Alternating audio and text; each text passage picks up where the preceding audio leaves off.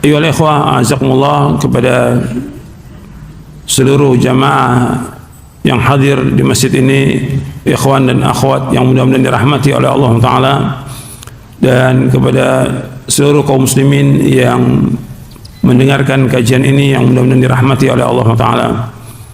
Alhamdulillah, kita bersyukur kepada Allah atas segala nikmat yang Allah karuniakan kepada kita, nikmat Islam, nikmat iman, nikmat sehat, nikmat afiat. Dan kita bersyukur kepada Allah diberikan hidayah di atas Islam dan sunnah. Ini nikmat yang luar biasa yang wajib kita syukuri. Ikhwan fiddin, azakumullah, di dalam kitab Syarah Aqidah Ahlussunnah wal Jamaah dibahas tentang sikap Ahlussunnah terhadap Ahlul Bid'ah. Pembahasan ini sudah dibahas oleh para ulama salaf di dalam kitab-kitab mereka. Artinya sikap kepada Ahlul Bid'ah itu memang sejak dulu sudah dibahas dan sudah dilakukan oleh para ulama salaf, bagaimana sikap mereka kepada Ahlul Bid'ah. Bagaimana sikap Amirul Mukminin Umar bin Khattab radhiyallahu anhu kepada Sabiq bin Asal.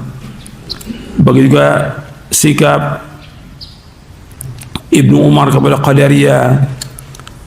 Kemudian juga sikap para penguasa kepada tokoh Jahmiyah dan yang lainnya. Artinya sikap-sikap itu jelas gitu. Bagaimana sikap Ahlussunnah kepada Ahlul Bid'ah. Kemudian dengan berjalannya waktu itu mulai berkurang orang punya sikap kepada Ahlul Bid'ah, dan banyak dibungkus semua itu dengan kalimat atau dengan kata-kata persatuan. Dalam Islam kita bersatu, berkumpul di atas kebenaran, memang itu dianjurkan. Karena Allah berfirman, wa'tasimu bihablillahi jami'an wala tafarraqu. Kalian berpegang teguh dengan tali Allah semuanya dan jangan kalian berpecah belah. Itu nas Al-Quran, betul. Tapi kemudian kalimat-kalimat persatuan itu sudah mulai menjurus kepada persatuan kepada semua golongan. Awalnya persatuan kepada semua agama, yang ini sudah kita bahas, bahwa ini sesat, menyesatkan dan kufur, dan bisa mengeluarkan orang itu dari agama Islam ketika menyatakan bahwa persatuan kepada seluruh agama. Nah, sekarang mereka nggak lakukan itu. Persatuan umat Islam dengan seluruh umat Islam, ya nggak bisa bersatu dengan seluruh umat Islam kalau tidak sama akidahnya, tidak sama manhajnya, nggak akan bisa bersatu. Yang ada pasti berpecah belah. Karena ketika kita beragama ini, di antara pokok agama itu apa? Di antara pokok agama satu lagi apa? Di antara pokok agama apa?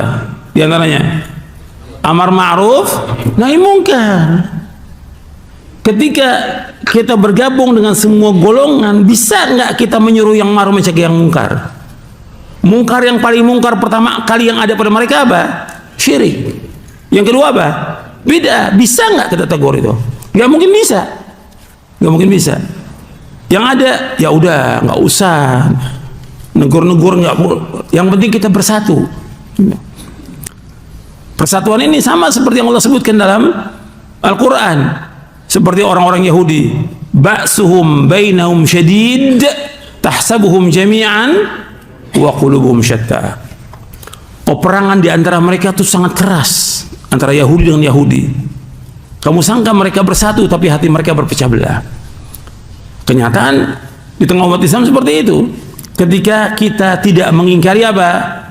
Kemungkaran. Kemungkaran yang paling mungkar pertama apa? Syirik. Yang kedua bid'ah. Nggak mungkin bisa bersatu, nggak mungkin. Persatuan yang ada apabila satu akidah, satu manhaj, berjalan di atas jalan yang hak menuju kepada Allah Ta'ala. Maka di antara ciri para sahabat radhiyallahu anhum ajma'in, Allah sebutkan dalam Al-Quran di dalam surah Ali Imran di ayat 110, kuntum khaira ummatin ukhrijat linnasi ta'muruna bil ma'ruf wa tanhauna 'anil munkar wa tu'minuna billah walau amana ahlul kitab lakana khairan lahum minhumul mu'minuna wa aktsaruhumul fasiqun. Kalian, khitab ayat ini pertama kali kepada para sahabat radhiyallahu anhum ajmain. Kalian adalah sebaik-baik umat yang ditampilkan di tengah-tengah manusia, menyuruh yang ma'ruf, mencegah yang mungkar. Kalau seandainya ahlul kitab itu beriman, lebih baik buat mereka. Di antara mereka yang beriman, di antara mereka yang tetap dalam kekafiran, dan kebanyakan mereka adalah orang-orang yang fasik. Jadi Allah sudah ingatkan bahwa di antara ciri sahabat yang sangat menonjol al-amru bil ma'ruf wa nahyu 'anil munkar. Sekarang kita mengatakan bahwa kembali kepada Quran wa sunnah ala fahmi salaf. Untuk berarti Quran wa sunnah ala fahmi salaf. Di antara ciri salaf yang menonjol apa? Al-amru bil ma'ruf wa nahyu 'anil munkar. Dan ini yang mulai hilang sekarang ini. Ini hilang. Di antara orang awam apalagi, di antara pelajar apalagi, di antara ustaz. Kalau di antara orang awam kan nggak ngerti. Di antara pelajar belum kuat mereka, tapi di antara ustaz nggak bisa. Harus tegas. Hak katakan hak, batil katakan batil. Kalau memang itu benar kita katakan benar. Kalau sesat katakan sesat. Karena itulah bahasa Al-Quran yang Allah sebutkan. Bahasa dalam Al-Quran yang ada hitam dan putih, nggak ada abu-abu, nggak ada. Gitu. Jelas. Ini nas Al-Quran. Hak katakan hak, batil katakan batil, sesat katakan sesat. Allah menyebutkan banyak dalam Al-Quran, mengatakan sesat banyak dalam Al-Quran Allah sebutkan. Jadi nggak bisa kita katakan batil, oh nggak apa-apa, nggak bisa. Bid'ah nggak bisa. Justru yang merusak agama ini adalah kesyirikan. Yang merusak agama ini adalah bid'ah. Ini yang merusak. Makanya sampai sekarang tambah rusak karena kita nggak punya sikap. Sekarang saya mau tanya, ahlul bid'ah punya sikap nggak kepada kita? Punya. Ahlul bid'ah punya sikap. Nggak mau dia ngaji sama kita, nggak mau. Dengarkan ceramah nggak mau. Panas bagi dia. Sebagian orang kafir panas ketika mendengarkan apa? Al-Quran. Allah sebutkan dalam Al-Quran. Nggak mau dia. Tapi kita nggak punya sikap kepada mereka. Tetap kita berbuat baik, tetap ada nas dalil berbuat baik. Tapi kita gabung dengan mereka, ikut acara mereka. Bahkan sekarang ada ustadz foto-foto sama ahlul bidah. Ada nggak? Ada. Ini nggak punya sikap.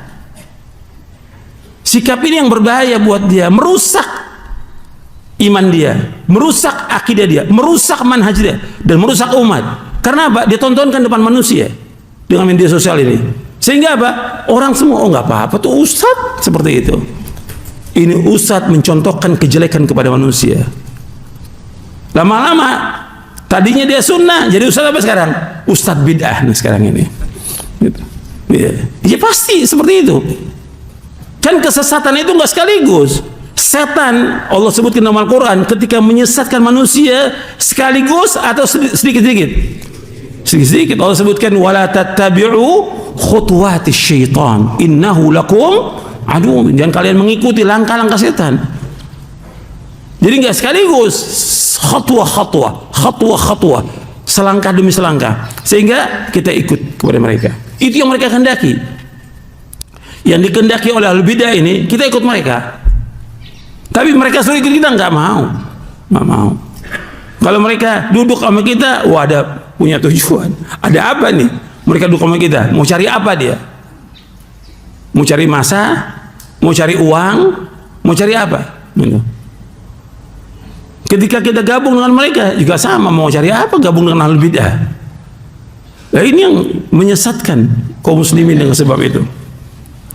Jadi ketika dibahas oleh para ulama salaf tentang masalah ini berkaitan dengan masalah iman, berkaitan dengan masalah akidah, berkaitan dengan masalah manhaj, dan juga berkaitan dengan masalah kehidupan hati kita ini bisa akan hidup ketika kita jauh dari bid'ah. Kita akan bahagia. Tapi ketika orang itu gabung dengan bid'ah, itu dia berada dalam zulumat, ba'duha fawqa ba'd. Dalam kegelapan semuanya. Kata Ibnu Qayyim, orang ahlul bidah itu ngomongnya sudah gelap, kemudian mukanya gelap, dia bersikap gelap, semuanya gelap, hatinya gelap, dan nanti dikubur dia mengalami kegelapan, di hari kiamat mengalami kegelapan. Zulumat ba'duha fawqa ba'd. Itu ahlul bidah. Kalau mereka demikian, ya harus jauhkan. Sekarang saya mau tanya kepada antum. Ada orang pelaku maksiat, dia minum khamr. Kita lihat dia minum khamr. Kita duduk bersama dia, kita temani, kita ngobrol, atau gimana sikap kita? Ini saya tanya kepada yang ngaji, yang pertama, yang kedua yang waras. Gimana sikap kita? Menjauhkan mestinya. Ini maksiat, bid'ah lebih jelek dari apa? Pada pekan yang lalu saya bawakan perkataan Imam Sufyan Ats-Tsauri di buku ini, al bid'atu ahabbu ila iblis minal ma'siyah wal ma'siyatu yutabu minha wal bid'atu la yutabu minha. Ada di buku ini di awal-awal pada pekan yang lalu kita bahas bahwa bid'ah itu lebih disukai, lebih dicintai oleh iblis daripada maksiat. Kalau maksiat orangnya dikasih tahu dia akan tobat, tapi bid'ah orang nggak akan tobat. Karena apa? Karena dianggap perbuatannya apa? Baik. Tentang sholat, tentang perayaan, tentang zikir, kita diingatkan, oh ini baik kok, nggak mau tobat dia. Tapi kalau maksiat dia tahu, ini khamr haram, saya lalai, saya digoda oleh setan gitu. Kalau yang pelaku maksiat, mau dia tobat, tapi kalau bid'ah nggak mau tobat. Kalau kita pelaku maksiat, kita nggak mau dekat, apalagi pelaku bid'ah. Ada orang minum khamr depan kita, pasti kita akan tegur. Atau kita akan peringatkan dengan peringatan keras. Ahlul bidah lebih jelek dari pelaku maksiat. Nggak boleh dekat dengan ahlul bidah, nggak boleh jadikan teman ahlul bidah selama-lamanya, nggak boleh. Karena itu akan ngerusak. Ngerusak apa? Ngerusak agama kita, ngerusak hati kita, ngerusak ibadah kita, ngerusak hubungan kita dengan Allah, dan ngerusak hubungan kita dengan manusia. Jadi itu hati-hati itu. Makanya dibahas oleh para ulama tentang sikap kepada ahlul bidah, karena memang rusak ahlul bidah. Nanti kita akan bahas. Mudah-mudahan yang saya sampaikan bermanfaat. Sampai sini kajian kita. Wassalamualaikum warahmatullahi wabarakatuh.